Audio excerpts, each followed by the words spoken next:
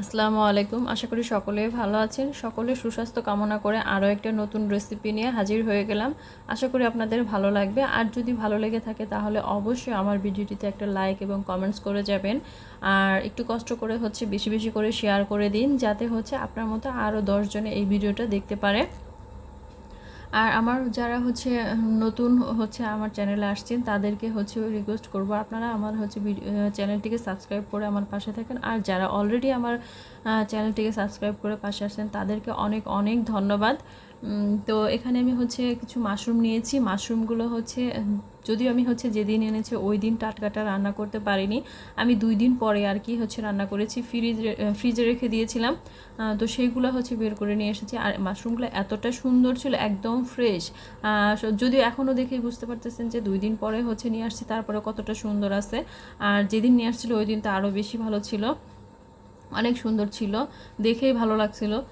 তো এখানে আমি মাশরুমগুলো কেটে নিয়েছি। যার যেরকম ইচ্ছা সেই রকম সাইজে কিন্তু কেটে নিতে পারেন। তো আমি এরকমভাবে একটু বড় বড় সাইজেরই কেটে নিয়েছি। তো এখন আমি মাশরুমগুলো ভাপিয়ে নিব। এর জন্য চুলায় আমি একটা প্যানের মধ্যে পানি দিয়েছি, আর তার মধ্যে দিয়ে দিচ্ছি অল্প পরিমাণে লবণ। তো লবণ দিয়ে তারপরে পানিটা যখন এরকম বলক চলে আসছে, পানিটা ফুটে আসলে তারপরে এই যে মাশরুমগুলো দিয়ে দেবে। আর মাশরুমগুলো কিন্তু আমি কেটে তারপরে ধুয়ে নিয়েছি ভালোভাবে, সুন্দরভাবে ধুয়ে নিবে, তারপরে কিন্তু রান্না করতে হবে। তো মাশরুমটা ভাপিয়ে নিব। এখন এই পাশে আমি একটা কারি কুকার নিয়েছি। কারি কুকারের মধ্যে আমি 1.5 টেবিল চামচের মতো আর কি রান্নার যে সয়াবিন তেল সেটা দিয়ে দিয়েছি। আর এর মধ্যে আমি 1 চা চামচ, হাফ চা চামচের মতো জিরা, আস্ত জিরা সেটা দিয়ে দিচ্ছি। আর এ পাশে মাশরুমটা কিন্তু হয়ে গিয়েছে, ভাপানো হয়ে গিয়েছে, নামিয়ে নিয়েছি, পানিটা ঝরতে দিয়েছি। আর মাশরুম ভাপাতে কিন্তু বেশি সময় লাগে না, 2 থেকে 3 মিনিটের মধ্যে কিন্তু হয়ে যায়। যেহেতু পানিটা গরম হওয়ার পরে তারপরে আমি দিয়েছি, তো একটু কম সময়ের মধ্যেই হয়ে গিয়েছে।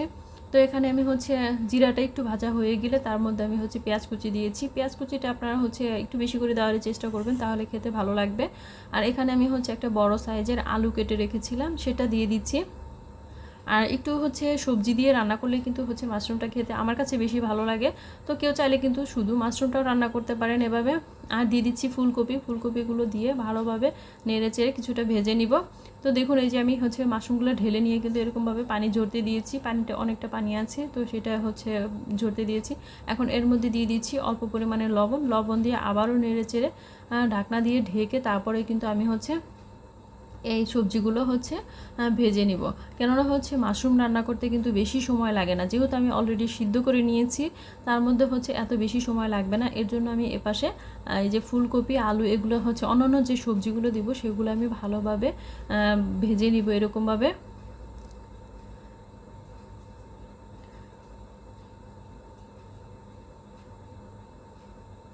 তো নেড়ে চেড়ে দিতে হবে মাঝে মাঝে, তা না হলে কিন্তু নিচে লেগে যাবে, তখন খেতে ভালো লাগবে না। আর এখানে দিয়ে দিচ্ছি আদা আর রসুন। এটা আমি রসুন কিন্তু আদা রসুন বেটে দেইনি, শিলপাটায় ছেঁচে তারপরে এরকম একটু দানা দানা ভাব রেখে দিয়ে দিয়েছি। আমার মনে কেন যেন যে বাটাটার থেকে এরকমভাবে দিলে একটু খেতে বেশি ভালো লাগবে।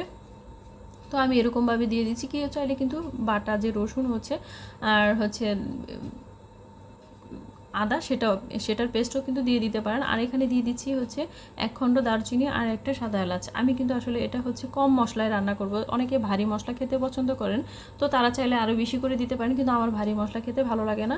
তো আমার মনে হয় মাশরুমটা পাতলা এরকম মশলা দিয়ে রান্না করলে খেতে ভালো লাগে। তো পরিমাণে আমি সব কিছুই কিন্তু কম করে দিয়েছি। আর দিয়ে দিচ্ছি এখানে একটা ক্যাপসিকাম কেটে রেখেছিলাম, সেটা দিয়ে দিচ্ছি। দিয়ে আবারও নেড়ে চেড়ে কিন্তু ভেজে নিচ্ছি। কিছুক্ষণ ভেজে নেওয়ার পরে এখন এর মধ্যে আমি দিয়ে দিচ্ছি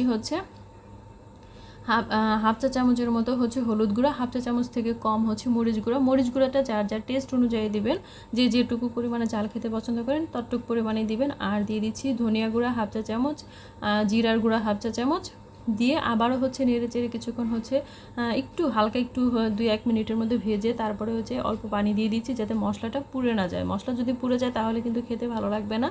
আর সেক্ষেত্রে সবজিটা একদম পচা হয়ে যাবে তো খেতে। তো এখানে হচ্ছে আমি কিন্তু হচ্ছে মশলা দিয়ে একটু পানি দিয়ে ভালোভাবে কিন্তু কষিয়ে ঢাকনা দিয়ে ঢেকে ঢেকে কষিয়ে নিচ্ছি। আর প্রতিটা মশলা হচ্ছে রান্নার কিন্তু হচ্ছে টেস্টের উপর নির্ভর করে হচ্ছে যে কীভাবে আপনি কষিয়ে নিলেন মশলাটা বা সবজিটা, তাহলে কিন্তু হচ্ছে ওইটার টেস্ট সেই রকমই আসবে। তো অনেকক্ষণ হচ্ছে কষিয়ে নেওয়ার পরে তারপরে হচ্ছে আমি এই যে মাশরুমগুলো দিয়ে দিচ্ছি। মাশরুমগুলো দিয়ে আবারও কিছুক্ষণ কিন্তু আমি হচ্ছে কষিয়ে নিব, নেড়ে চেড়ে দিচ্ছি যাতে মশলাগুলো মাশরুমের সাথে লেগে যায়। তো এখন আবারও হচ্ছে কিছুক্ষণ ঢাকনা দিয়ে ঢেকে আমি হচ্ছে কষিয়ে নিব।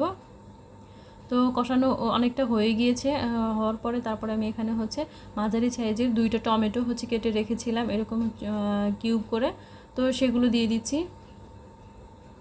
দিয়ে নেড়ে চেড়ে আবারও একটুক্ষণ হচ্ছে কষিয়ে নিব। এখন আর এত বেশি পরিমাণে কষানোর দরকার নেই, কারণ আমি কিন্তু অনেকক্ষণ যাবতীয় কষিয়ে নিয়েছি। তো দেখেই বুঝতে পারতেছেন যে হচ্ছে কি সুন্দরভাবে কষানো হয়ে গিয়েছে। আর মশলাও কিন্তু একদম হালকা মশলা, যারা হচ্ছে এরকম হালকা মশলা খেতে পছন্দ করেন তারা কিন্তু এরকমভাবে একবার হলেও রান্না করে দেখতে পারেন যে কতটা মজাদার হয়। আর এটা কিন্তু আপনারা হচ্ছে চাইলে ভাত, রুটি, পরোটা বা সবজি, পোলাও সব কিছুর সাথে কিন্তু খেয়ে নিতে পারেন, এতটা মজাদার হয়। তো কষানো হয়ে গিয়েছে, এখন আমি এর মধ্যে হচ্ছে পানি দিয়ে দিচ্ছি। আর এর মধ্যে কিন্তু এতটা বেশি পরিমাণে ঝোল দেওয়ার প্রয়োজন নেই, যেহেতু সবগুলোই কিন্তু হচ্ছে সিদ্ধ করে নেওয়া। আর এই যে টমেটোটা, এটা কিন্তু একদম গলিয়ে ফেলবো না, এর জন্য হচ্ছে এত টেনশন করার কিছু নাই যে অনেক বেশি পানি দিয়ে হচ্ছে রান্নাটা করতে হবে। আমি অল্প পরিমাণেই কিন্তু পানি দিয়েছি, দেখেই বুঝতে পারতেছেন এই অল্প পানিতেই কিন্তু মাশাল্লাহ হয়ে যাবে। আর সবগুলো সবজি সিদ্ধ করা, এতে টেনশন করার কিছু নেই যে হবে কি না। তো এখানে আমি হচ্ছে কাঁচামরিচ দিয়ে দিচ্ছি, আর হচ্ছে দিচ্ছি টালা জিরার গুঁড়া। তো এখানে কাঁচামরিচ বা শুকনো মরিচ আমি কিন্তু কম করে দিয়েছি, এটা আমি বারবারই বলছি যে হচ্ছে আমার বাসায় ঝাল কম খায়, এর জন্য আমি এরকম পরিমাণে ঝাল দিয়েছি। আপনারা আপনাদের পছন্দ অনুযায়ী ঝাল দিয়ে তারপরে হচ্ছে খেয়ে নেবেন। তো নেড়ে চেড়ে দিচ্ছি, নেড়ে চেড়ে আরও একটুক্ষণ হচ্ছে রান্না করে নেব। আর এটা কিন্তু হয়েই গিয়েছে, এটা এত বেশিক্ষণ কিন্তু আর রান্না করার প্রয়োজন নেই। তো যেহেতু হচ্ছে একটু জিরা আর কাঁচামরিচ দিয়েছি, তারপরেও হচ্ছে হালকা একটুক্ষণ হচ্ছে রান্না করে নিব।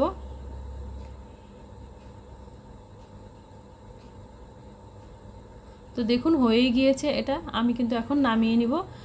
তো তারপরে দেখতে পাচ্ছেন নামিয়ে নিয়েছি। মাশাল্লাহ এতটা মজাদার হয়েছে যে কি বলবো। আপনারা একবার অন্তত বাসায় এরকমভাবে রান্না করে খেয়ে দেখেন, তাহলে বুঝতে পারবেন যে আসলে হচ্ছে কতটা মজাদার হয়। অনেক সময় দেখা যায় ভারী বা হচ্ছে জাঁকজমকপূর্ণ রান্নার থেকে এরকম কিছু একটা রান্না করে খেয়ে দেখবেন কতটা মজাদার হয়। আর সেটার স্বাদ আসলে কখনো ভোলা যায় না। আর আমার এরকমভাবে রান্না করে খেতে খুবই ভালো লাগে। মাশাল্লাহ আমার বাসার সবাই অনেক পছন্দ করে। যদি ভালো লেগে থাকে তাহলে আমার পাশে থাকবেন। Thank you.